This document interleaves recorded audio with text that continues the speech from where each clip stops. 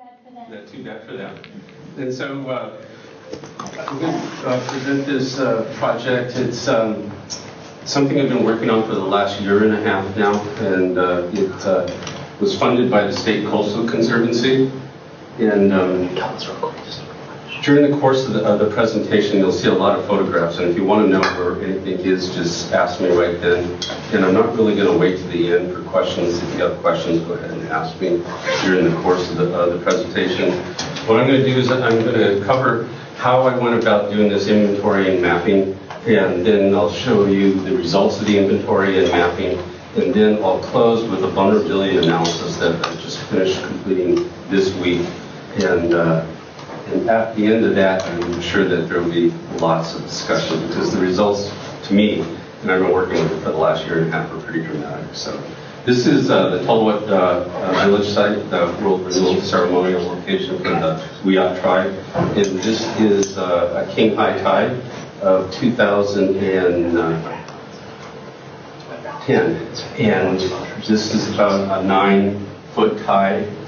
And one of the projections for sea level rise that the Coastal Conservancy and the state have adopted is for 2050 is 16 inches of sea level rise. That's what it looks like right there. And so it's kind of nice on Humboldt Bay in that you can have an opportunity to actually look and see what that area is going to look like during sea level rise a couple of times a year during the king tide events, which are in November, December, and January, associated sort of with the new moon and winter solstice. So Brian Powell is the GIS specialist who did all the GIS work. I did the delineation, I did all the ground truthing, and then I did the vulnerability analysis. Jeff Anderson was the geologist who engineer who came up with a 3-dimensional tidal grid so we could even out the bay in order to measure sea level rise.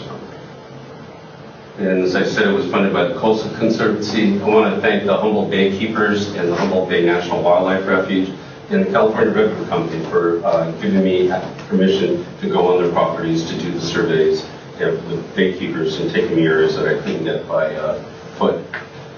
And so the purpose of the project was to inventory and map the existing conditions around Humboldt Bay, its entirety, including the 3 sloughs, Mad River, Eureka, and Elk River Slough. It was to describe the baseline conditions of the bay, the physical attributes, what the shoreline structure was, what type of cover it had, what elevation was the shoreline, and whether or not there was salt marsh attached to the shoreline. And that's an important resource component that we want to track.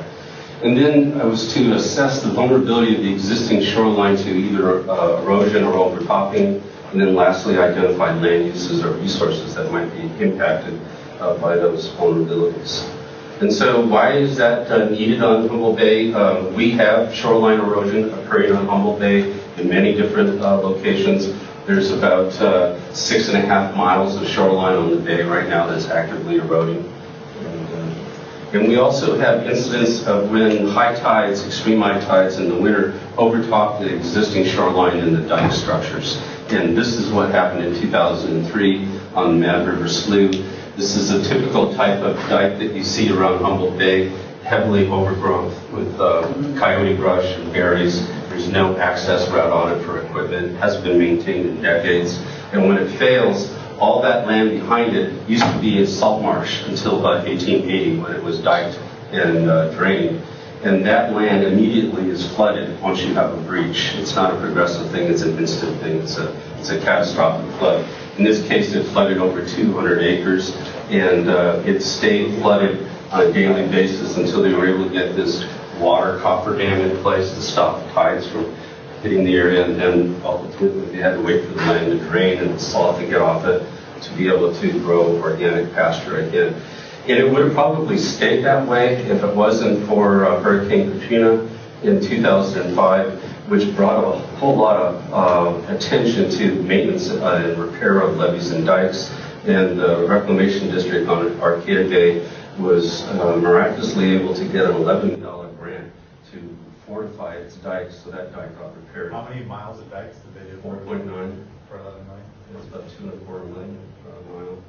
And so This is a situation that we run into every year during king tides. The tides are just about up to the limit of the existing dike, and in many areas they overtop for a brief period of time during the extreme high tide. When they built the dikes over 100 years ago, they didn't really build them any higher than they needed to be. They didn't build a lot of freeboard into them. And so when we get these big events, we're at the limits of the existing shoreline today.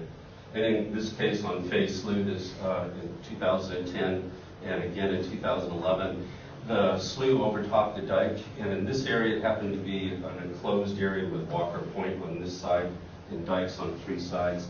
It had flooded a 16-acre area and there was no tide gate, and so it wouldn't drain. It was just standing salt water.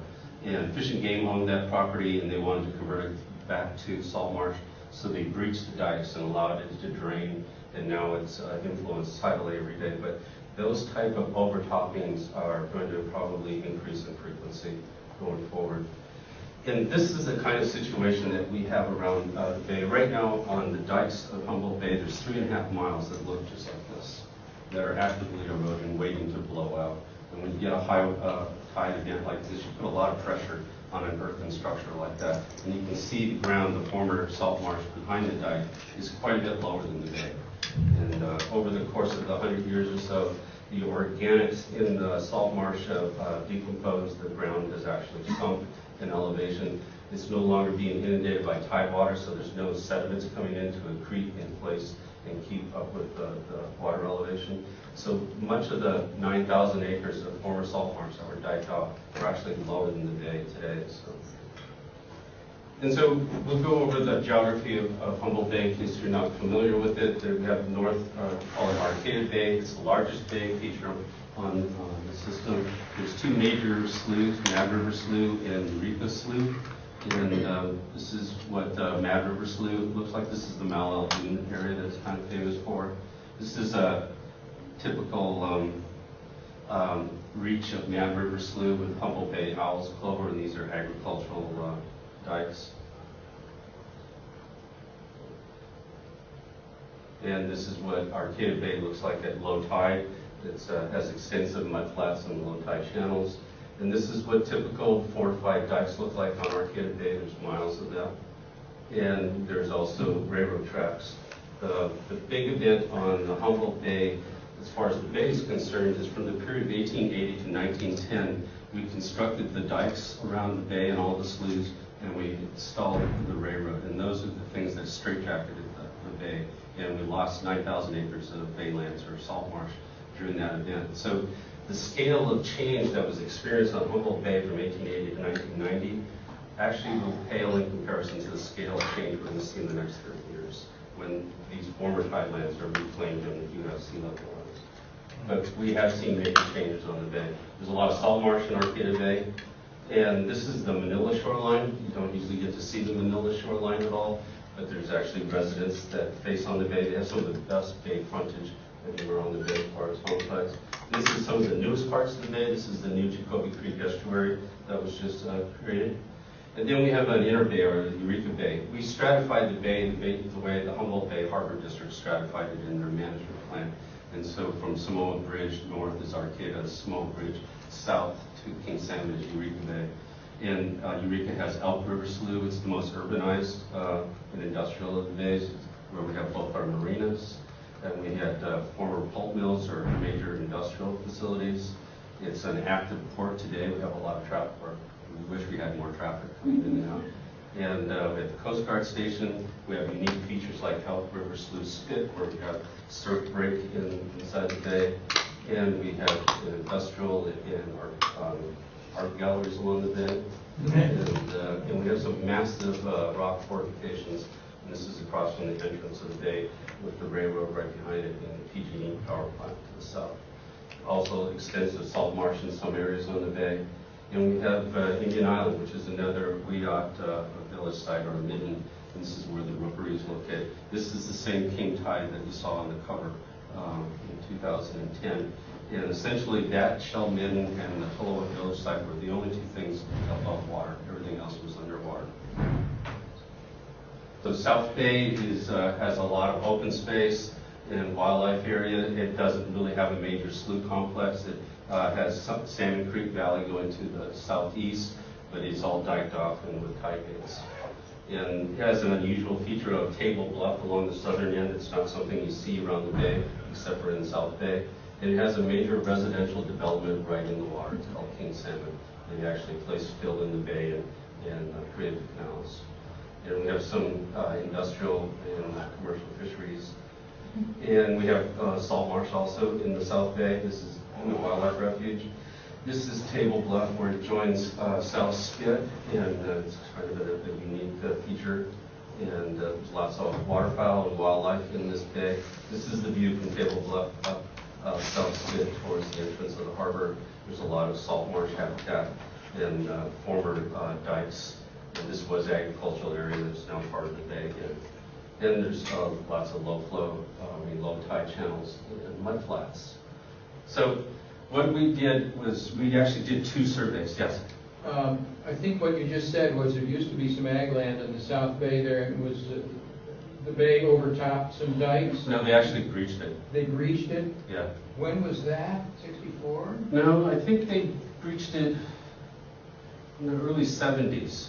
It was agricultural area, but the groundwater was so high it was no longer productive. Mm-hmm. And the wildlife refuge acquired that property, I think in 1982, and they breached it to restore it back to salt marsh. Okay. So yeah, that wasn't an accident. That was, and there's a number of those. But so we this is Arcata Bay, and you get out in the center of the bay on a flat day like this, and it's a pretty amazing experience. But we conducted 2 surveys of the bay. One, we looked at the shoreline structure going all the way around the bay, and the others, we looked at the shoreline elevation of the bay.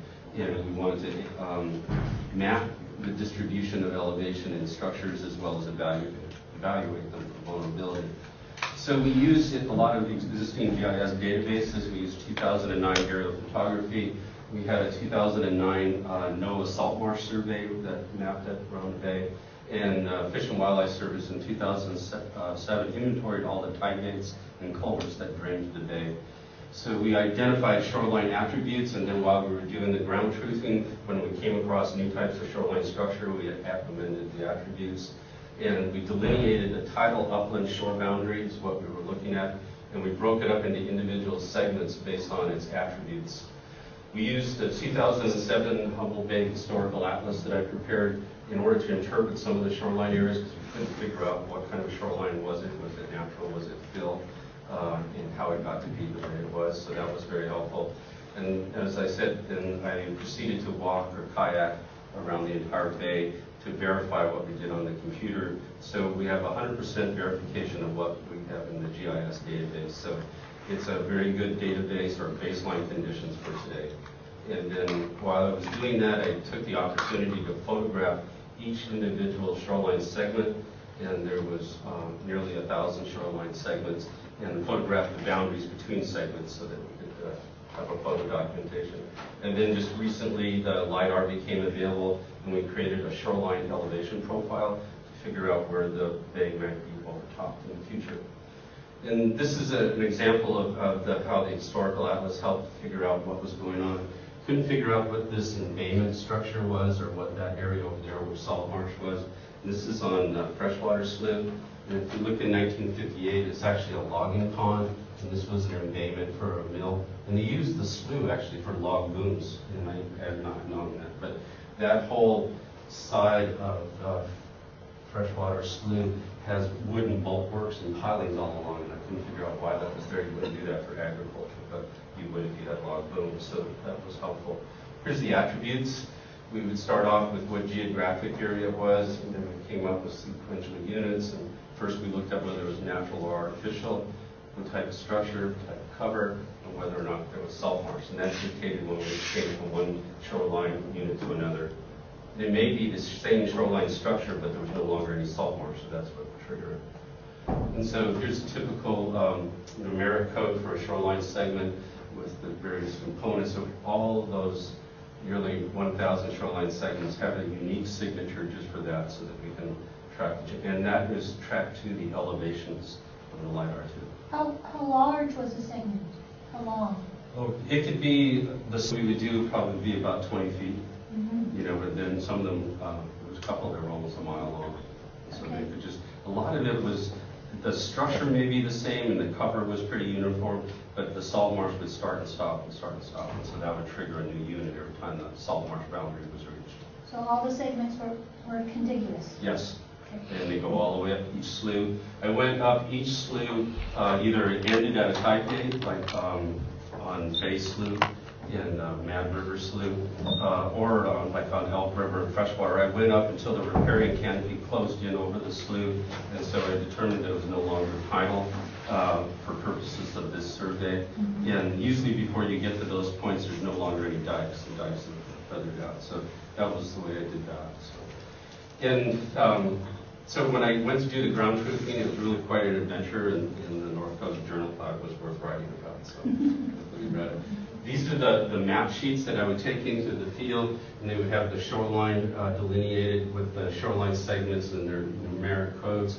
And so I would walk that reach and identify whether or not what I thought was rock cover turned out might be a rock and concrete cover, or if I thought an area was not vegetated, turned out it was vegetated, it had grass, but it didn't show up. And so by going over the complete area, I was able to mark on the map sheets and note where I had thought there was tide gates, but they didn't locate a tide gate. And so added on over 200 tide gate water control structures that were found with the previous survey. And so that was sort of the basis of it. And this is what we came up with. So now I'm going to show you the results of the survey. It's 102 miles of shoreline perimeter. 75% of it is artificial. Only 25% of the shoreline is natural, and that's in green. And you can see the South Spit, Table Bluff, the Elk River Slough, parts of Elk River Slough itself, by Manila and Malal Dunes. And this is the three sloughs on the Eureka Slough. Everything else is artificial. 76 miles of artificial structure. And that's important because when you create a structure, a man-made structure, you got to maintain it or it fails. And so 76% of the shoreline is dependent on maintenance, otherwise that shoreline will fail and the bay will reclaim the salt marsh they used to have before. You didn't count the shoreline around the islands? No, it didn't. It didn't include the islands because they were looking at, the purpose of the study was to look at the bay shoreline and try to figure out where sea level rise might go to. Mm-hmm. And you could add the islands, and it wouldn't take very much to do that. Mm-hmm. I think that would probably be a good idea. We would probably like that. So this is the way it breaks down. 53% of the shoreline is dikes. It's about 40 miles of dike. And the transportation grade is 10% railroad, 10% road base. So it's not as much as you might think. And then there's fill shoreline and fortified shoreline. And that was the dominant shoreline structures. And so you look at the distribution of those shoreline types. The red is where all the dikes are. The green is natural. The yellow is railroad. You can see it along here on the 101 corridor. The purple, pink is filled areas. And this boundary here is a new boundary that's the 1870 shoreline. That's the natural salt marsh shoreline. So when this structure fails, that's where the new shoreline is. Overnight is right there.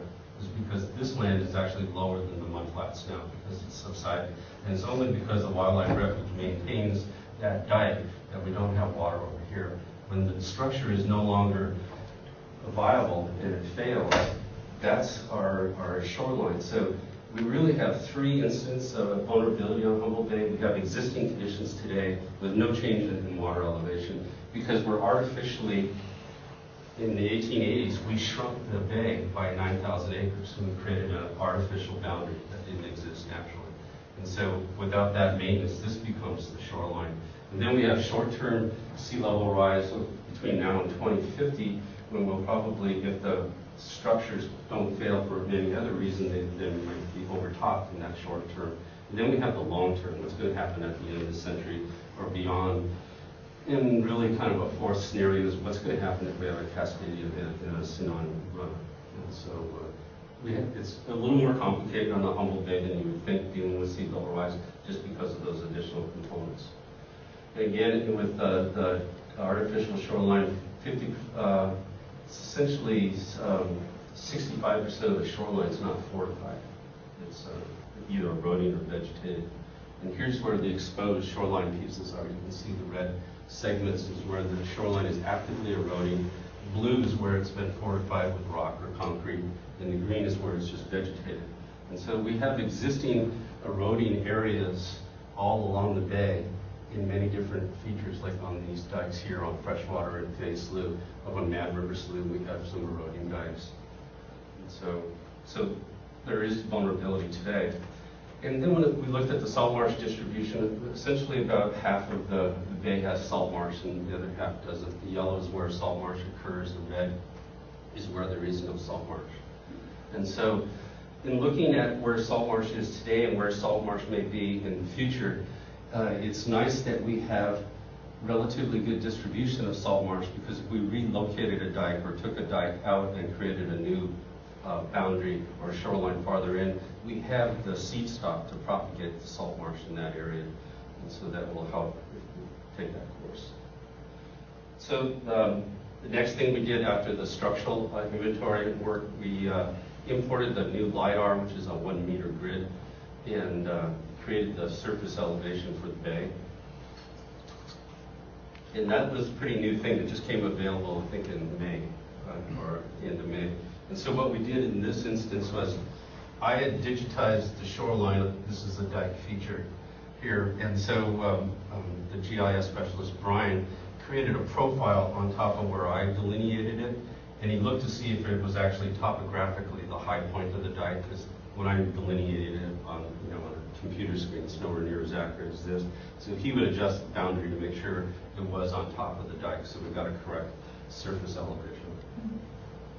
And so this is the distribution of elevations around the bay. So now we have elevational baseline data for the entire bay. We have structural and cover data for existing baseline conditions.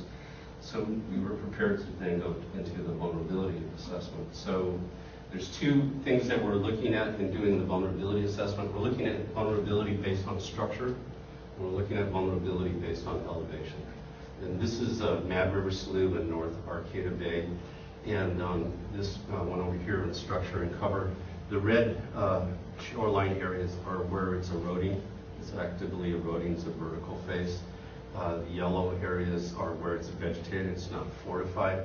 And so in that instance over there on Mad River Slough, if that dike were to fail, the water or the tides would then move all the way up to the blue boundary, because the blue shaded area is the former salt marsh that is being held back by the existing dike conditions. So this is our first zone of vulnerability or inundation without any change in water elevation. It's just a change or failure of the shoreline structure. So we looked at that all the way around the bay. And then when we looked at elevations, and we looked at, this is the elevation of extreme high tide right now, because we get that on every year on an average. And the baseline elevation that we use to measure sea level rise is the mean monthly maximum high tide every month. And that turns out to be 7.74 feet at North Spit. And the average of the extreme high tides for the last 35 years is a foot higher than that, or about 8.78 feet, almost 9 feet in elevation. And so we experience sea level rise on an annual basis of 1 foot. And so if you plot the extreme high tide elevation based on existing shoreline conditions, all the areas in red are overtopped by that elevation. On the natural shoreline, it doesn't really matter as much because there's nowhere for the water to go other than upslope. But when you have, this is Liscombe Slough, and the water goes over the bank, it then goes all the way down here until it runs into the Samoa Boulevard and Jackson Road. And so we have areas that are already experiencing tidal flooding from high tides. And up at Mad River Slough, at the very end of Mad River Slough, the dikes stop basically about where the blue line is, and then it's just natural ground, which is overtopped by extreme high tide. And that illustrates a function that we saw in a number of areas where the channel just ends, it's open. There's not a dike around the entire perimeter of Humboldt Bay. So as sea level rises, it's going to go out that open channel, and the slope of the bottom is all going to drain this way. So flooding, tidal flooding, is going to occur from the back door, not the front door. I mean, if we only look at the front tide line boundary and we ignore the back boundary, say Liscombe Slough fails, all the flooding, they just armored all of this in dollars. but this didn't get touched, so the flooding is going to come down. And so that's something that could occur at Elk River Slough, Freshwater Slough, Jacoby Creek. Yeah.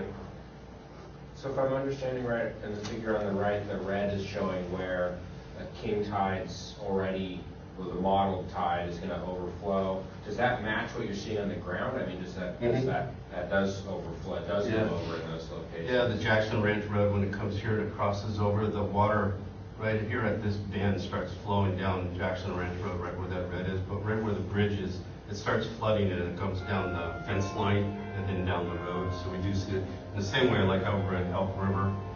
We have the same incidents.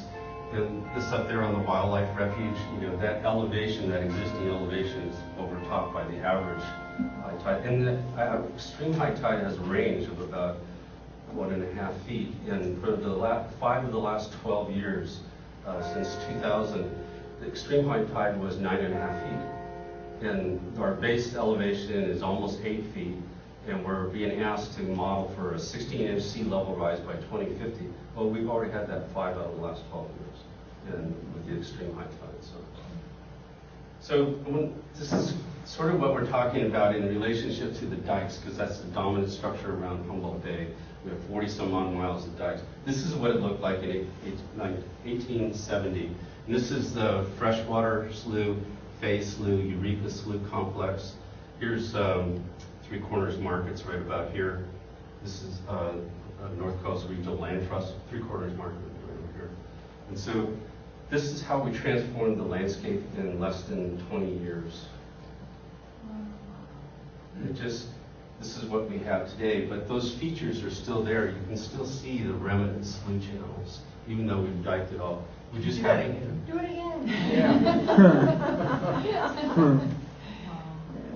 Okay, so this is what it was, you know, this is what it looked like when they started doing the diking, and then, you know, it took a couple of years for the drainage to occur, but essentially. So that's solid grade mud flat, right? It was the salt marsh. Salt marsh, and these would be mud flat channels. And I think Three Corners Market would be right about here. That's Old Arcata Road. Old Arcata Road. Yes, that's true. And so, you know, the channel, the low tide channel has been straitjacketed. This has all been drained, and the rains have flushed out the salt, so this is the agricultural area. This is that 16-acre area that I showed you in the beginning that was overtopped in 2010 that Fish and Game owns, and they've reached it. Well, they own all that other land. And so when we look at vulnerability, you know, everybody's focusing on the railroad corridor, Jacobs Avenue in front of the airport. What they're not looking at is at the back door. If it fails on Fay Slough, the slope of the land goes right towards the airport, right towards Highway 101. So maybe it doesn't flood from the front, but maybe it floods from the back. And that's kind of an important lesson that we learned. And so there's 3 time frames, as I mentioned earlier, that we're looking at in the vulnerability analysis. There's these lands that are at risk today. The shoreline that exists today, that was built over 100 years ago, fails. So this is the area that would be flooded. This would be the new Humboldt Bay shoreline. And then we're looking at areas that would be flooded if we have sea level rise, which, you know, would be farther up Salmon Creek, farther up Freshwater Creek, or Elk River in this area, you know, east of Bayside, you know, over by the Mad River bottom, that eastern zone. And so I chose to break it up into short-term threats and long-term threats. And short-term, I'm just figuring, is 2 feet of sea level rise above the base level, which is the monthly maximum, which is 7 3/4 feet. So we add 2 feet to that, we get 9 7 3/4. We've already had 9.5 foot extreme high tides in the last 10 years. So it's not going to take a long time to be reaching 2 foot of sea level rise, even though we're supposed to be modeling or looking at 2050 and 2100.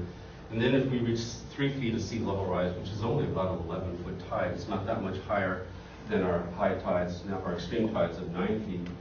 When are we going to reach that? But then, you know, I think that we'll see that there'll be some significant differences. So looking at the dikes, because that's the dominant structure, so much of it isn't fortified. And we have about 3.5 miles that are actively eroding. And we wanted to see, you know, specifically where might we have failure. So we've identified the individual red reaches. We overlay the assessor parcel maps. We know who owns those properties. So we know how many miles of eroding or at vulnerable or at risk dikes we have. We know where they're located. We know who owns them, and so we can go forward with that kind of information. And this is what I mean by an exposed dike. It doesn't take a rocket scientist to figure out that that dike hasn't been maintained for a long time, and it's not in the greatest of shape for protecting that field. And this is what a typical vegetated dike looks like. It has a lot of old growth coyote brush, salt marsh bench in the front. That's the dominant form of salt marsh that we see is mostly limited benches. And so when we look at the exposed dikes and the unfortified dikes around the entire bay, and then we look at the 1870 footprint, it gives us a scope of the area and the lands and the infrastructure on those lands that are at risk today under existing conditions. And on Eureka and Fay Slough, the red areas, this one up here is particularly troubling, right next to up from the airport. There's a number of them on this area which would be flooded. Other than that, but you can see almost all of the dike in Eureka Freshwater Slough is vegetated, not fortified. And this is what a typical exposed dike looks like. And more old growth coyote brush dikes. You can't drive a backhoe or a rock truck on those. You couldn't get out there and maintain the dike if you wanted to. You have to clear all the vegetation. It's eroded so much that the footprint of the dike in many cases is as narrow as the table. I mean, you have to rebuild the dike in order to get the equipment on it. And the exposed and fortified dikes down in South Bay, Elk River Slough is all vegetated, and so is a lot of the South Bay. The Wildlife Refuge has done a lot of fortification, but again, you can see the footprint that might be affected. And this is what kind of hit me in the face first in doing this study was that we can't manage this property by property. We always do everything by property ownership. We get permit for this parcel or that parcel. It's parcel specific. It runs with the land.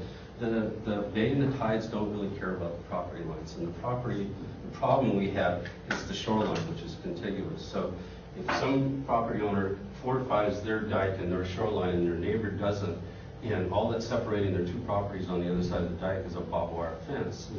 This one blows out, that whole area suffers the consequence. So we need to look at these as hydrologic units. All of Mad River Slough. Doesn't do any good to spend $11 million on the front edge of Arcata Bay and ignore Mad River Slough behind. And that's the way we need to look at everything around the bay. Look at Elk River Slough all as a unit, not property by property. So we've, as I said before, we've identified the vulnerable shorelines. We know what the immediately vulnerable areas are, which are the former baylands. We need to evaluate these shorelines and figure out what would it cost to repair and fortify these shorelines, just so we have an idea of what's the magnitude of the investment are we looking at.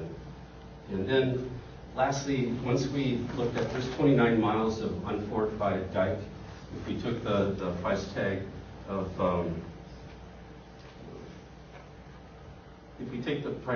repairing the 29 miles, we're faced with the question is, does it cost more to repair the shoreline than the land's worth behind the shoreline? Is it worth doing in the first place? Just looking at basic economics, not necessarily the life of the project. So those dikes, which are the dominant structures, there's 40 miles of dikes, 29 aren't fortified, and 3.5 are actively eroding. The land use that those structures predominantly protect is agriculture. And the type of agriculture that's practiced is grazing, animal grazing. It also protects waterfowl and wildlife habitat. That's becoming a predominant land use on those former tidelands. So we need, as a community, to decide, is that where we want to invest our funds in reinforcing the shoreline? Now that we know what parts of the shorelines are needing fixed, we can do little band-aid patches, but I just don't really think that's going to solve the problem.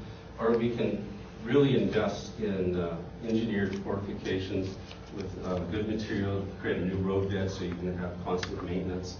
And the city of Arcata spent $900,000 a mile doing that. And the Arcata Bay Reclamation District spent 2.25 million miles doing their section. They fortified it. I mean, this is now a dike structure that could probably resist a lot of fetch and other erosive forces. But there's another buildability aspect, which is the elevation of the shoreline. Just fortifying the shoreline is not necessarily going to address the vulnerability for overtopping. So in looking at the vulnerability assessment for elevation, we established, as I said, the monthly maximum high tide as a benchmark. Then Jeff Anderson, the engineer for the project, created a three-dimensional tidal grid, because the high tide at North Spit is not the same elevation of all the other areas in the bay because of the shape of the bed in the bottom. The tides are different in different areas. And so he created a grid so that he had one surface elevation that was equal at that time based on the North Spit tidal data. And then we linked that to the LiDAR data, which gave us the surface elevation of the shoreline. And then we identified shoreline segments in 1 foot intervals. And then we ran these sea level rise thresholds that the state of California is using, the 16 inches by 2050 and 55 inches by 2100. The State Coastal Conservancy and the State Lands Commission has adopted that. And the California Natural Resources Agency is using that as their guidelines. And the 3 feet and the 6 feet are the two thresholds that the Coastal Commission is using. We use a minimum of 3 and a maximum of 6 by year 2100. So we wanted to see what all of those did. And so this is that three-dimensional grid that Jeff created, and you can, the color coding tells you whether the area is higher than North Spit or lower than North Spit. It's a TIN file that's used to merge with the LiDAR data. I couldn't tell you how Brian did that. We did a presentation 2 days ago to a GIS users group, and he had probably 8 slides with flow charts that gave me a headache trying to figure out how he did it. But So what is it many, saying? many steps it goes through for him to link all that data.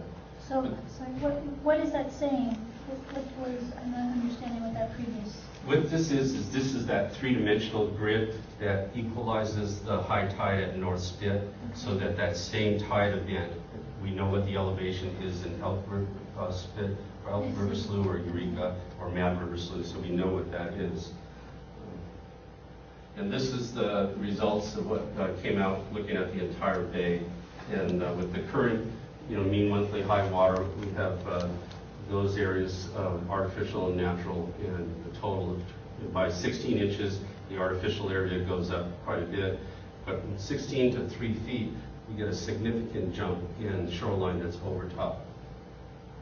The natural shoreline doesn't really see the same kind of overtopping, because other than Elk River Slough, most of the natural area has a higher upland right behind it, but Elk River Slough is low on all sides. It's a pretty new landscape feature. And this is the distribution of those elevations for those sea level rise thresholds, so we know where around the bay those segments would be overtopped with that.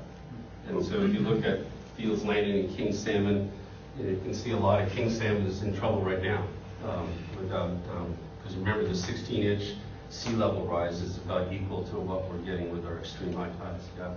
Aldaron, back up 2 slides and tell us about the vertical axis there. Length of shoreline, risk of being overtopped by sea level. In meters. In meters. That's 20,000 meters? No. 20 kilometers? It's meters. Because it's 102 miles of shoreline. So in the middle there, we're talking 100 kilometers of shoreline. Yeah. Is at risk of being overtopped with a 3-foot sea level rise. 100 kilometers, that's 60 miles. Yeah, but the artificial shoreline is about 75 miles, 76 miles. Yeah. So most of the artificial shoreline is gone. There is natural shoreline there. As I get farther into this, you'll see, do side-by-side comparisons, and you'll see the threshold that we identified. And so this is what King Salmon is an area that commonly floods, a little bit of Fields Landing. This is what the Eureka waterfront with, under the various scenarios. There's some flooding now in the fill areas with the 55 inches of sea level rise, which is the yellow. You start seeing much more flooding. What's the blue? The blue is an area beyond the 6 feet. 6 feet. And this is the Arcata marsh in the wastewater treatment facility. And this is the way I like to look at it, is that here's the extreme high tide of almost 9 feet that we experience right now, and in some instances 9.5 feet. in the last 10 years. And these are all the spots that are overtopped under today's conditions at an extreme high tide. And it's the Liscombe Slough area, the end of Mad River Slough, down here by Fay Slough, different places. And you can see, that it's not that extreme, at this elevation. We're starting to see some punctures, so to speak.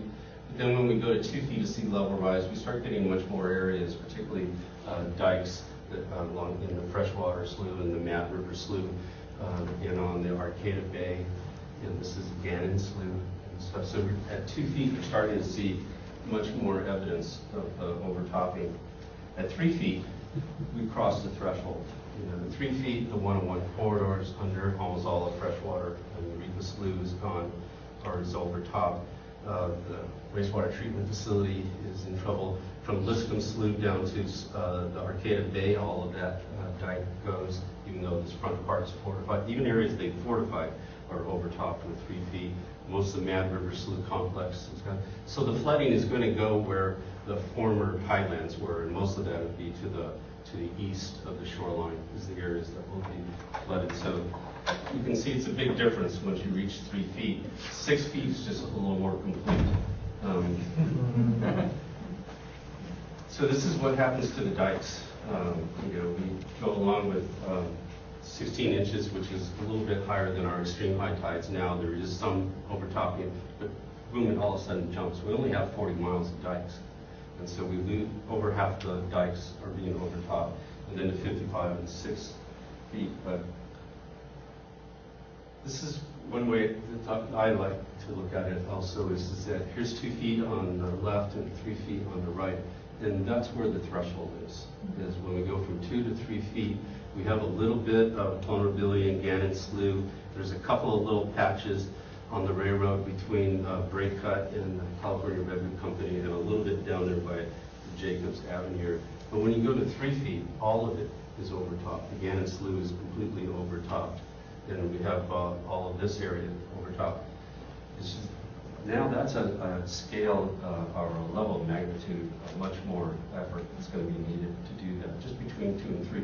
Remember, the state's asking us to look at 55 inches, 6 feet. We don't need to worry about 55 inches and 6 feet, when we get to 3 feet. Here's the Eureka Slough complex.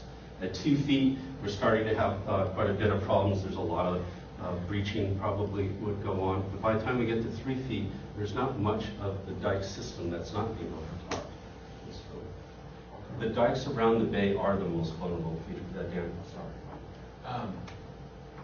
On almost all these graphics, you're using the old, the historic salt marsh boundary, sort of the upper end. No, not for inundation. It's going to go beyond that. Well, that's what I was going to ask. Is that outer boundary that you're showing on the larger shaded area, is that based on that 1870 maps, or are those just elevation based? No, this is the 1870 boundary of the salt marsh. Right. And so if the existing shoreline breaches, the water will go to this elevation. Mm-hmm. If we have 3 feet of sea level rise, it'll certainly go to this elevation, but it's going to keep on going. We haven't modeled where the 3 feet is going to be, or the 6 feet. I just kept that up so that you can see this area is definitely going to be underwater, but it will be much deeper underwater with 2 and 3 feet, as opposed to whether it fails under today's water conditions. That's the part that hasn't been done yet, not for Humboldt Bay. And then on Elk River Slough, we lose almost all of the shoreline structure in there. And Elk River really floods a lot. The Martin Slough area up in here, and there it has quite a bit of breaching. This road gets flooded. The dikes essentially stop about here on Elk River Slough, and this is just natural ground. And this is South Bay. And in South Bay, the Wildlife Refuge has invested a lot in the areas of its shoreline and armored it, just like the City of Arcata did in the Reclamation District. But at 2 feet of sea level rise, the Hookton Slough unit, which is on the south end, that is overtopped in the White Slough area by Tompkins Hills Road is. But when we go to 3 feet, even the areas that they've invested in, fortified, all of this area, all the way along there, all the way up here to Table Bluff, the fortification isn't going to be enough when we start looking at sea level rise. And so, this is the 101 corridor with the 1870 boundary. Obviously, it's going to be a lot deeper than it was with just the 1870. It will go up the Salmon Creek area. So when we're planning for sea level rise, I think we need to establish, excuse me, the various sea level rise inundation zones. As Dan pointed out, we got the 1870 as one boundary, but then what is 2 feet, what is 3 feet, what is 2 meters. And we need to identify what critical infrastructure and resources. There's a lot of cultural resources like the Tolawet Village site and other shell dams that are around the bay. There's also historical sites associated with the bay that are going to be at risk. But we've got highway corridors, we've got water lines, we've got gas lines, and we have land use, wastewater treatment facilities. But we also need to look at how's the bay ecosystem going to change. We're just looking at the upland area that's going to be inundated, but what's going to happen to the bay and how it functions when all of these shoreline changes and changes in water quality or chemistry happens. And then lastly, there's the reclamation district's jurisdiction is tied to the shoreline of Humboldt Bay, but they're not a land use planning authority. The city of Arcata and Eureka and the county are, and the Coastal Commission are. And are we going to have 4 different strategic adaptation plans being developed? And is it going to be just like that slide where I showed you where we have one parcel doing the right thing, the next parcel ignoring the problem? I mean, we need to integrate, the response. How are we going to adapt to these changing conditions so that we all do it together because we're all bound to the same hydrologic unit? We can't do it by parcel, we can't do it by limited land use agency. So, and we need to provide educational outreach. We're going to get people aware of the problem and understand what it is that we can do with it. So there's some really long-term questions, I think, long-term scale questions we need to ask. If you look at 2 meters, that's about the upper limit, the 6 foot that the Coastal Commission was asking us. From 1 meter to 2 meters is not really much of a change, but from 2 to 6 meters, the eastern boundary of the shoreline is not really moving that much farther. And if our threshold is 2 feet to 3 feet, I would suspect that the inundation area at 1 meter, the 3 foot sea level rise, will be pretty close to what the 2 meter. This is during a tsunami or just a normal day? This is just a two-dimensional modeling that's done, to show you flood risk. The elevation on a normal day. Yeah. But the tsunami run-up zone is very much exactly like that. It goes right about halfway through the Mad River bottom. But the thing that is changing is the inundation on the spit. At 2 meters, there's quite a bit more of North Spit. At 3 meters, there's much less of it. But the magnitude of the problem and the landscape decisions that we got to make don't really matter if we're dealing with 1 meter or we're dealing with 6 meters. We're really facing the same issues. What will happen if the South Spit disappears? How does that change the circulation? Or what if the Mad River and Mad River Slough join? There's only 6 feet of elevation difference between Mad River Slough and the Mad River estuary. What would that do to the dynamic? And how will the bay or the harbor change? And how are we going to maintain 101 or Highway 255, which traverses the Arcata bottom? If we have water from the bay and water from Mad River Slough, is it going to be a long causeway like going to Key West? And that's one of the main lifelines to Manila and Samoa and Fairhaven.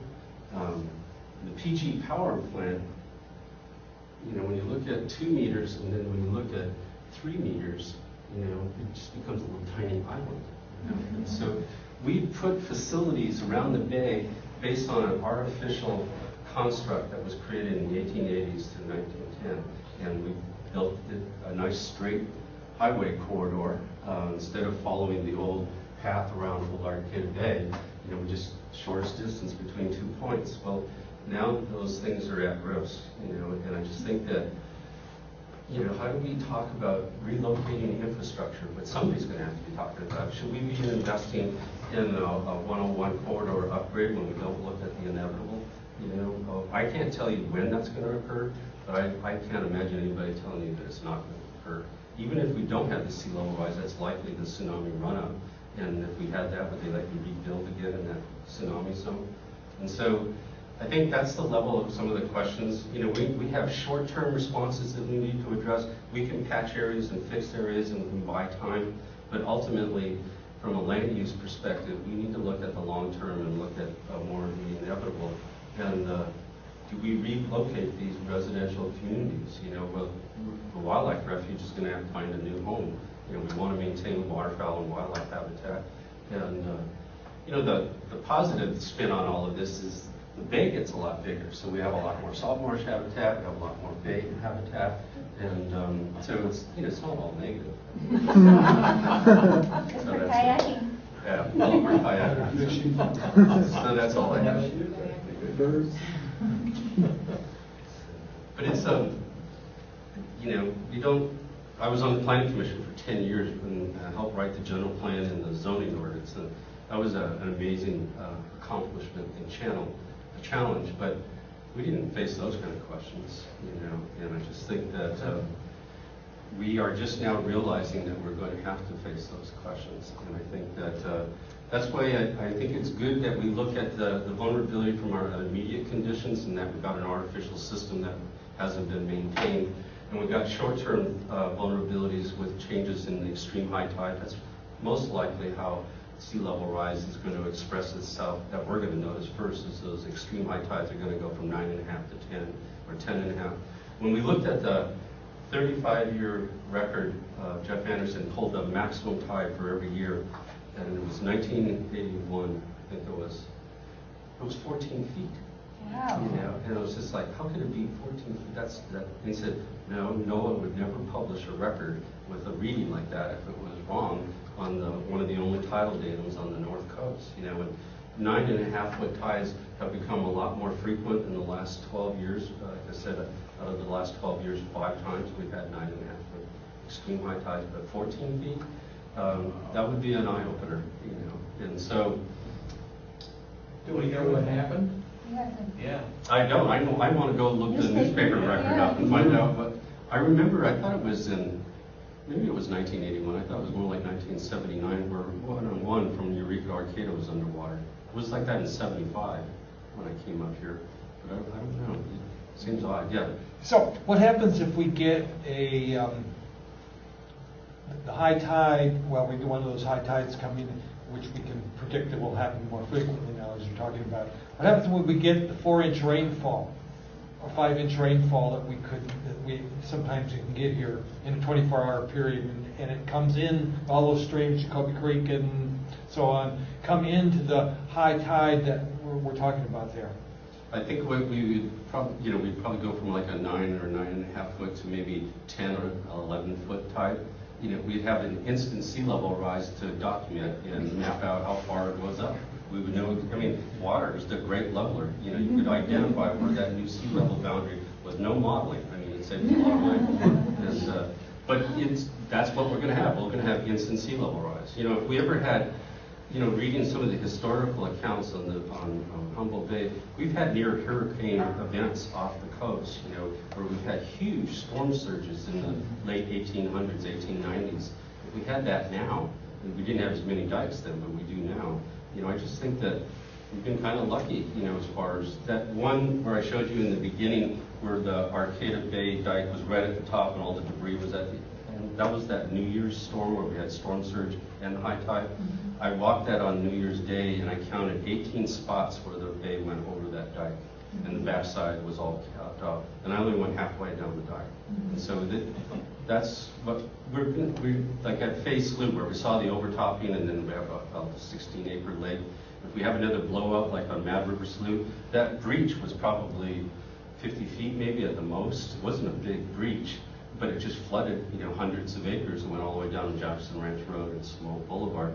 If we had, say, 3 of those at the same time, nobody's going to come up with $11 million for us to do this. And with sea level rise, we're not going to be doing this in isolation. Everybody's going to be experiencing this. The competition for dollars is going to be intense. And it's just like, you know, I think that we're on our own. I mean, and we really need to, you know, the fortunate thing is that those 9,000 acres that were reclaimed were predominantly reclaimed for agriculture, you know, and we would lose those agriculture and wildlife lands today, but that wouldn't be catastrophic. We have lots of agricultural area for our cattle to graze, you know, and we have a vibrant grass-fed beef industry.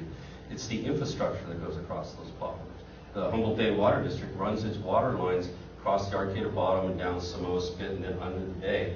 And how are we going to maintain that when we have those kind of events where you can't go out on Highway 255?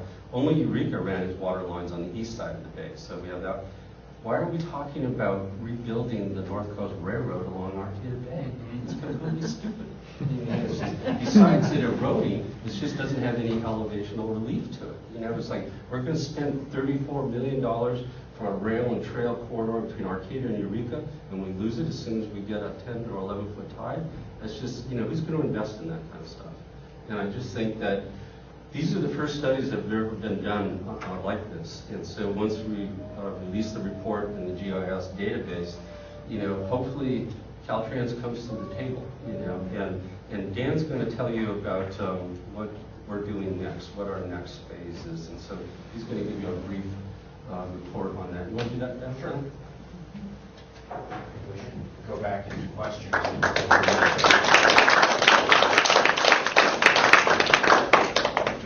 Congratulate Aldaron for incredible work here. I'm just going to turn that off. I don't have any slides to show. My name is Dan Berman. I'm the Director of Conservation for the Humboldt Bay Harbor District. And the Harbor District completed a management plan for Humboldt Bay, or a revised management plan for Humboldt Bay in 2007. And one of the things it talks about in there is the need to start planning for sea level changes. And as Aldaron said, it's really an interesting challenge because of the different jurisdictions that are involved. The Harbor District has jurisdiction throughout the bay, but only to the high tide line in terms of actually a permitting authority where people have to get permission from us to do work on the dikes if they're on the bay side. But we don't have any sort of formal authority to influence projects behind the dikes unless it's property that we own. And in the same sense, Arcata and Eureka each have their sphere of influence and their jurisdictional, and then the county covers the rest. So if we're going to plan for sea level rise and how to sort of deal with the realities that Aldaron's mapping out on the ground and then the projections of what's going to happen in the future, the Harbor District really sees a need for us to get all of those parties together and work on it and try and come up with a coordinated plan. It's going to be a challenge because we can come together as a group. I guess in theory maybe we could adopt a single plan, but each of those, you know, each agency is going to retain its own authority. So I think what's more likely is that we can put together a plan that's sort of conceptual, and then each of those jurisdictions is going to have to sort of interpret it for themselves, but at least we can all be on the same page and trying to do that in a coordinated way. So the immediate next steps that I want to make you aware of is that the Coastal Conservancy, which funded this work of Aldaron's, is very interested in, okay, we helped create this, or helped support Aldaron to create it. Now, how do we make sure that it actually gets taken seriously and integrated into local decision making? So they are talking with the Harbor District and the county and the Humboldt Bay Initiative, which is the sort of stakeholder group, about encouraging us to put together a grant application for a couple $100,000 that would fund a 2-year effort to really take Aldaron's work and move into these questions that Aldaron raised, move into that strategic planning and adaptation component of it. So the way we're looking at it right now is we probably will do some additional kind of modeling and mapping, building from Aldaron's, refining some of that, but we want to see a lot of those resources go into creating, the way we're envisioning it right now, and we're just drafting a work plan, but it's really creating a sort of process and a structure to get all these different parties together. So we talked about the district, Eureka and Arcata and the county, Caltrans, the Coastal Commission, which is a key player because a lot of the different adaptation strategies, you know, whether it's fortifying dikes or converting land uses, the Coastal Commission ends up being a really deciding factor for a lot of those. And then all the different agencies that have land management jurisdiction, Fish and Game has wildlife refuges, county parks has facilities around the bay, Bureau of Land Management, Department of the Interior with the Fish and Wildlife Service Refuge. So what we're hoping is that by this fall, We Have Tried, definitely. So we're hoping that by this fall we'll be at the Coastal Conservancy, and they'll be considering this grant for approval, and then we'll be working together over the next 2 years to try and go from this work that Aldaron just presented towards really laying out what are the range of options in different parts of the bay. How do we adapt? And the Harbor District had a series of meetings just with us and Arcata and Eureka in the county, sort of at the planner level, planning staff, and I think started and this is being done in other parts around the world and the country too, and at the outset you have a pretty clear, conceptually you have a pretty clear range of options, right? You either fortify your walls, leave the shoreline where it is by investing a lot of money and making it taller and taller. You can just back away and retreat and let the sea go where it will. And then I think what really ends up, and so we need to identify where, there probably are places around the bay where the infrastructure, maybe it's the city of Eureka's wastewater plant, or the city of Arcata's wastewater plant, where the infrastructure, there's so much investment in critical infrastructure, we probably do end up deciding, okay, this is an area we're just going to have to protect, at least for the next 50 years, or we'll revisit it on some cycle. But there's other areas of the bay where the dikes are eroding, the cost to repair them relative to the land behind them, doesn't pencil out. And so I think the challenge is going to be figuring out the timing of it, because we're not going to know, we don't know how fast it's going to happen. There's all these different models of that curve. I mean, and Aldaron's work to me is really valuable because it shows the need for this without any of the modeling, without making any assumptions about future sea level rise. We already need to be doing this, and I think that's really helpful from sort of a policy and a public opinion point of view, because there's a lot of people that don't want to talk about sea level rise or don't believe that the climate's changing, and so those folks can recognize that their dike has failed, or that their dike is vulnerable to failing, and so we can bring everyone together now around the existing threats, and then build from there, I think, and say, okay, well, what if it does get higher? What does that look like? I think it's really interesting because you might do things to fortify, well, it's like the railroad question. Is it worth investing money now for a 10 or 20 year return if you're going to have to abandon it anyway in the long term? In my limited experience, we're not such great creatures of planning more than a couple weeks in advance. It's going to make for an interesting process.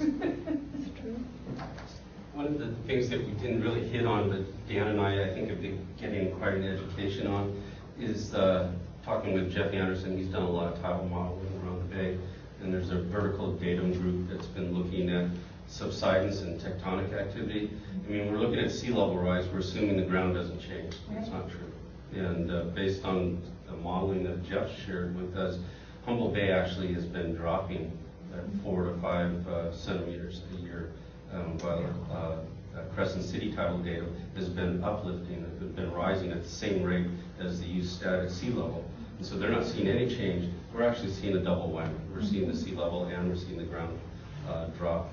And it's not doing it on an even gradient. The North Bay is dropping at a slower rate than the South Bay, which is, I guess, closer to the Salmon Creek Fault. So he's looking at how do we integrate the change in groundwater, ground elevation, in addition to the change in seawater elevation with the topography that we have. So it's much more difficult to explain on the back of a napkin to an 8-year-old kid what's going on. So was that reflected in your presentation as far as all those? Oh, the only way that it was reflected is when Jeff created the 3-dimensional grid for the mean monthly high water elevation at the North Datum. He took into account, when he extrapolated that around the bay, the subsidence rates around the bay. So how does that, so 4 to 5 centimeters a year, is that what you were saying? That's what he said the and rate what's is. projected sea level rise at a year? I think it's 2 centimeters, 2 to 3 centimeters. So it's half of the problem. Yeah. It's twice the problem that Twice sea the level problem. rise is. It's 2 to 5 centimeters. Well, he said it was half the problem of sea level rise. It adds on half the component. It's a meter, 20 years. So I must have it backwards. If it's 4 to 5 centimeters dropping and only 2 centimeters up, then that's 2/3 of the total differentiation. Don't take my word on it. But he said that the rate of the drop is significant. It's not just. And the really unfortunate thing is the National Research Council just issued their sea level rise assessment for the West Coast. and they identified Cape Mendocino as the tectonic barrier or boundary. Everything south of that, California is dropping. Everything north of that, because of the Cascadia event, everything is rising because the ground is bulging. Well, that actually occurs at Patrick's Point north, not at Cape Mendocino. We're actually dropping. But they just issued a brand new report by the National Research Council, and they got us wrong because they didn't look at our tidal data. And so now Jeff has to explain why are those experts wrong, or what did they overlook, you know? And so, because it makes it sound like we have no sea level rise. It's being negated with the uplift, and that's not what they're actually measuring. So, yeah. So I'd like to integrate what you're talking about here with some of the other topics that are being talked about at this conference, and that would be especially around energy cost, because the type of things that you're talking about may be done are going to become increasingly costly as energy costs rise, which that's all the research suggests that whatever, some people are saying that's what's happening. And it means that doing a lot of those physical things are going to become extremely expensive, and we're already not doing a lot of things, let's say, around roads and et cetera. So does that suggest something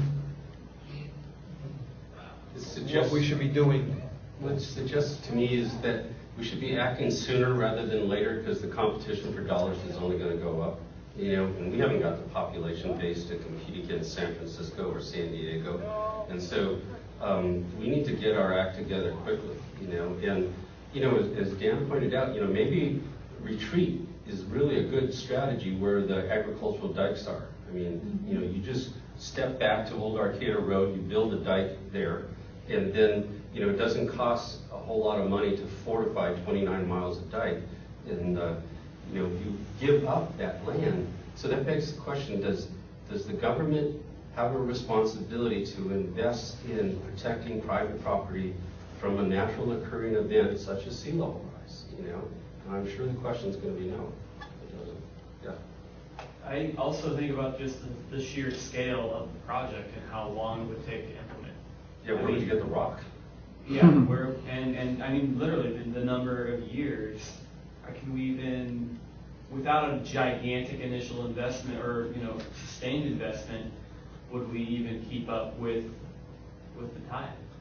I don't know. If the shoreline didn't fail and we just had tides coming up, you know, so we got the overtopping, you know, it's just, we're going to do a lot of patching, and a lot of that area is going to get impacted with the salt water. But the other tail of this is that we're looking at the waters rising, well, the groundwater is rising with it, you know, and so those areas become saturated for longer. You can't run cattle on it, they don't have the same value. They're great geese habitat or duck habitat, but not cattle habitat. The other is that there's almost 500 water control structures around Humboldt Bay, tide gates, and culverts. They're at a fixed grade.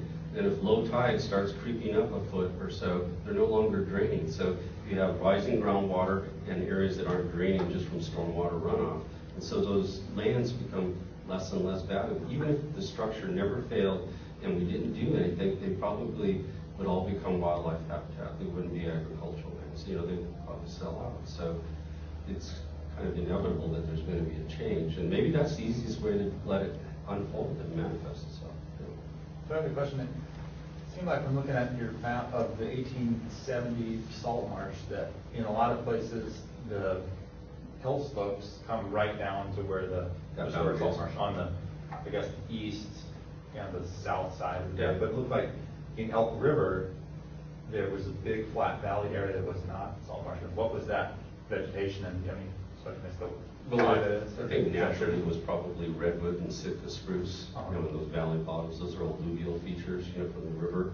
And, you know, I just think that the salt water would just migrate up those valleys. Like on freshwater, it will migrate up the valley. It will migrate up Jacoby Creek, you know.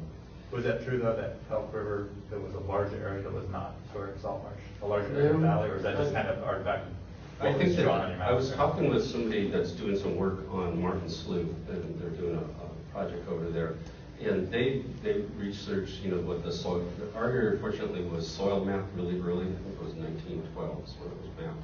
And they mapped mapped the salt marsh soils because they're pretty easy to identify. And Elk River Slough did have salt marsh going up Martin Slough and up Elk River. Basically, the areas that flood now when it overtops the road and the dike. But that 1870 map was really extreme detail all the way around the bay, except for there, that one spot. I don't know, maybe the chief surveyor took the day off and the junior guy did it or something. I don't know but there. I always was puzzled about that. It's a real steep delta, and that's why there's no salt marsh there. And then in talking to my friend Don Allen, he said, no, the soils actually show that it was salt marsh. That map is wrong in that area. So, you have a question? Yes, the images, the projections were really eye-opening. I wonder if all the agencies you have to go to, is that what you have to detail more for them? I don't understand why you have to spend all the money to project more. You know, they're not going to understand it as it is now. No, I don't think educating the agencies will be the decision makers. Probably yes, but the agency staff, you know, they're mostly professionals, and I think doing presentations to all of them to show what the results of our work is, and they get to use the GIS database that their staff can look at it. It'll be convincing the decision makers that this is a priority, this is something that has to be faced, you know, and convincing, you know, the public, their constituents and non-agency stakeholders. I did a presentation to the North Coast Regional Land Trust Board of Directors, a number of ranchers on there. I thought I was going to get a lot of pushback from them. They got it more than anybody. They know exactly the way. Yeah, it was really clear. I thought it was really clear. And so, you know, doing this, part of the proposal that we're developing is a whole outreach component. And so, you know, we want to go to the two cities in the county and say, we would like you to adopt a resolution to support this planning effort, and that you're going to dedicate staff to be part of that strategic planning work group. And then we think that'll help the Coastal Conservancy funding it. But also, like I said, just in the beginning, I think this is my 9th presentation since the 1st of May, and I just now finished the study just this week. So I've been asked a number of times to present what we have, but I think that we'll probably do a lot more presentations. Yeah. My understanding is that PG&E plant has got a considerable amount of nuclear waste stored underground out on what will be that little island. Is that plant, as it is now, ready for 6 feet of water, or even a small tsunami? When they got their coastal development permit, that was the question that staff asked, you know, could they handle a tsunami, you know? And they've entombed that material in concrete, I guess. It's not in water, it is underground. And they said that it can't be flooded. You know, of course, they're expecting a tsunami to wash back out, you know, but for permanent inundation, you know, that would be one of the areas they would probably build a wall all the way around. And that little island you saw wasn't the power point. That was Boone Point, right behind the power point. The high ground, that's the tsunami emergency escape route area. The PG&E power plant, right to the south of it, when you exit off the freeway at King Salmon, and the road turns right there, it's salt marsh on both sides. And so the front of PG&E will probably be inundated with 3 feet of sea level rise for sure, and even though the plant may not be. So it's not in a great location. When they built, you know, that area right behind them used to be a big, huge hill. It was called Red Point, Boone's Point. There was a red cliff face that was over 100 feet tall. And what's left of it is all that's there since they built the entrance to the harbor, and they armored and fortified it. They created all this wave energy, and it ate away the whole hill, which washed over across the bay and built up the Elk River Slough Spit. And so that remnant that we can go up onto the top, it's a great place to see the big waves coming in through the harbor. That's all that's left of that big landscape feature. And everything inland of it was actually salt marsh, and they built on the salt marsh. Okay. 2 falls ago, I worked there for RCA, planting trees across the whole front of the PG&E plant, and they brought a crane in to build the crane that they needed in order to remove the material from that concrete vault. Wow. And it was a multi-week process. The crane they brought in to build the crane, it was one of the biggest cranes on the planet. And it took them weeks to build it. Wow. And if anything, like if they ever had the need of lifting the lid off of that thing, which is all they were doing, it's a weeks-long process minimum. You all might even remember, like they brought all the crane parts down the middle of Broadway through Eureka, and it took weeks just to bring parts in for the small crane. Was there one of the trucks tried to come down Highway 36 and it went off the road on one of the They were massive. It was incredible. Yeah, so we've got, I'm on the Water District Board of Directors, and we've developed a capital improvement plan, to replace our infrastructure, because it's 50, 60 years old, We've got 3 water lines going across the Arcata bottom and down Samoa Spit. Manila is currently looking into expanding their community services district boundary to include the whole peninsula, Fairhaven, Samoa, and Manila. We're not retreating from that area, we're building up that area. And so, it's just, nobody's been really looking at this. This is why I guess the Coastal Conservancy, advertised for this type of planning effort to be done.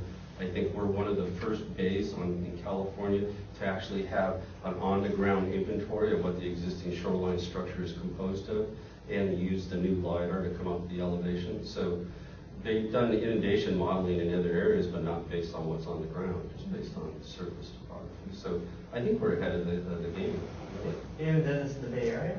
They did modeling in the Bay Area to identify what would be inundated by sea level rise, but they said that they didn't have the money or the effort to map the actual shoreline of the San Francisco Bay and Susuna Bay. It was just too big, so they just used LiDAR data.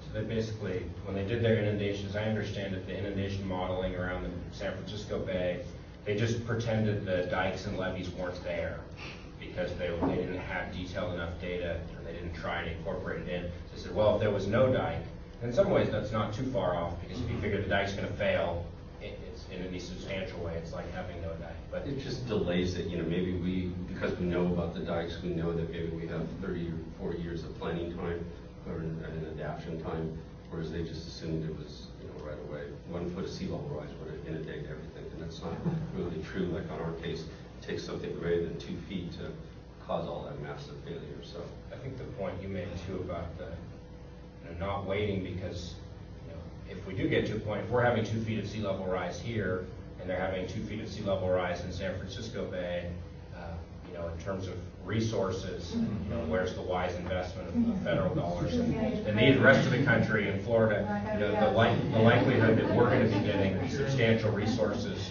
at that stage, it seems really low to me. So the more we can plan it and plan not to be counting on the feds to come save us. I think so.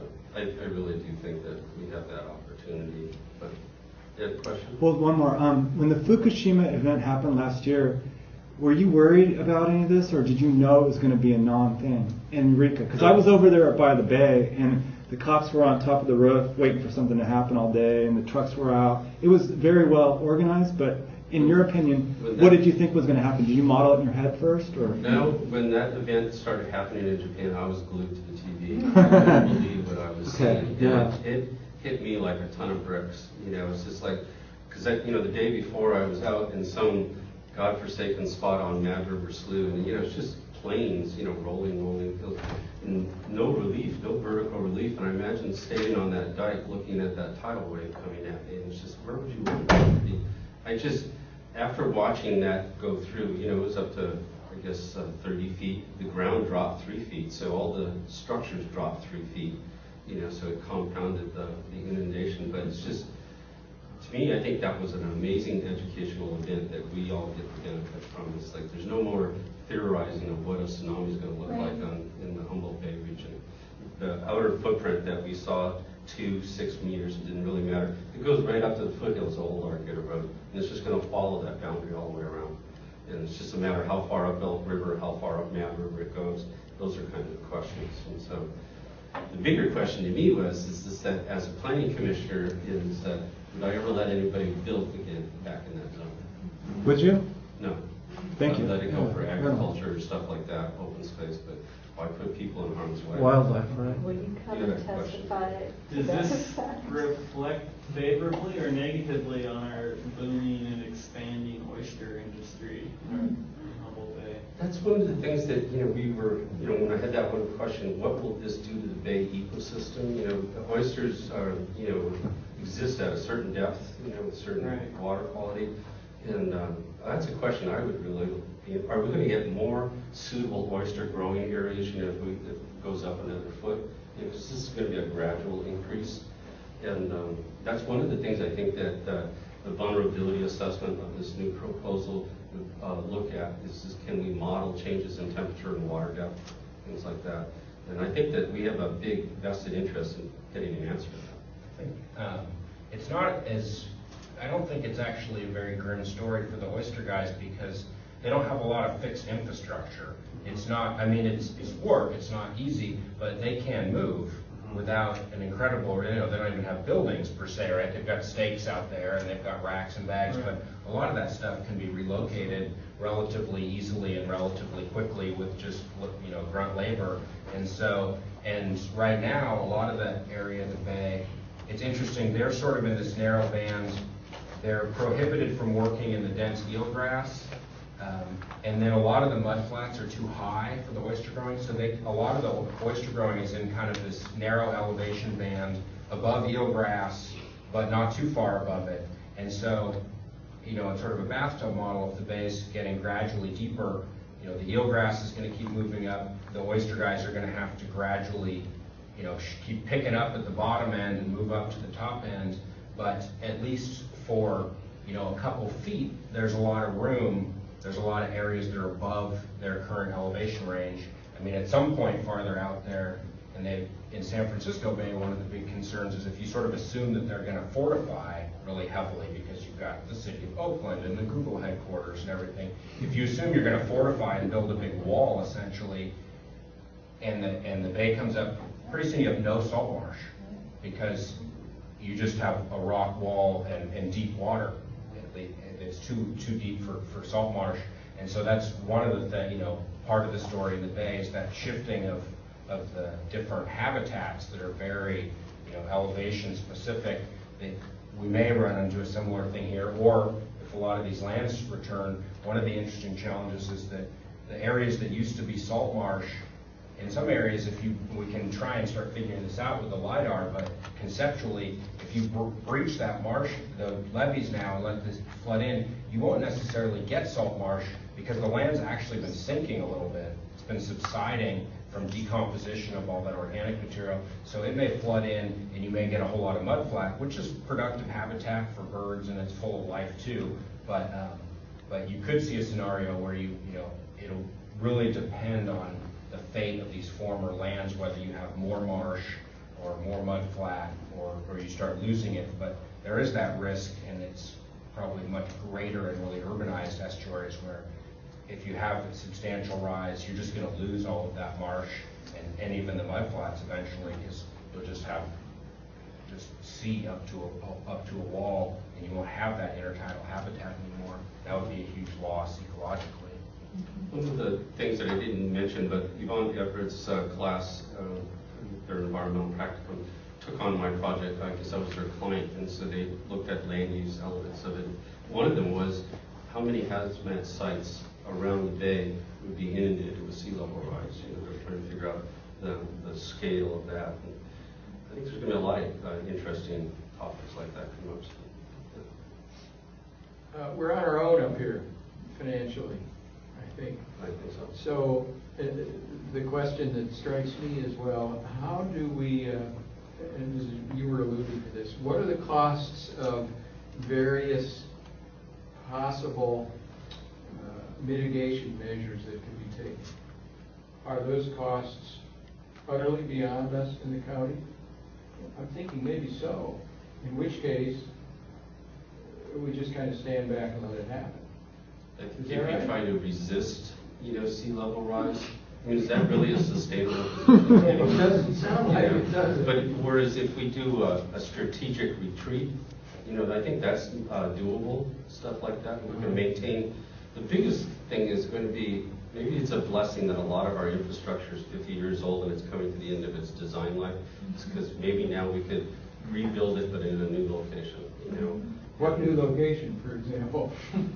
Well, I would think with 101, it would have to be in the old Arcata roads. So, or we could keep it where it is and put it on an elevated causeway, if we want to do something like that. But, I was recently looking at where PG&E's gas lines are. They don't tell you exactly, but you can basically see if it's on the east side of the bay or the west, And they have gas lines along the 101 corridor, and so how do you maintain gas lines under 4 or 5 feet of water? How does the water district maintain its water lines under 6 feet of tide water, And so we may have to relocate infrastructure, but what I really feel the most for is that there's communities, because of our historical legacy of how we've done land use around here. We have communities that grew up on the spit, and there are working harbor communities like Fields there. They have property there, they have investment there.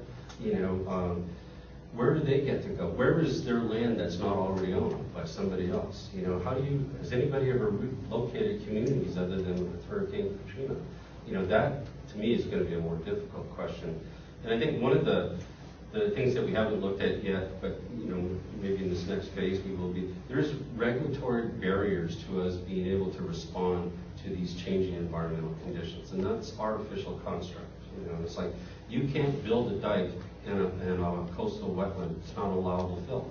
You can repair an existing dike, but you can't expand it to make it taller. You're not allowed to do that unless you build more wetlands. And so that, I got the feeling, is going to come up against the wall of a private takings claim. When some property owner says, I want to rebuild my dikes, I can rebuild my dikes physically, and you won't let me do it, and therefore I'm going to lose my property because it's going to be underwater.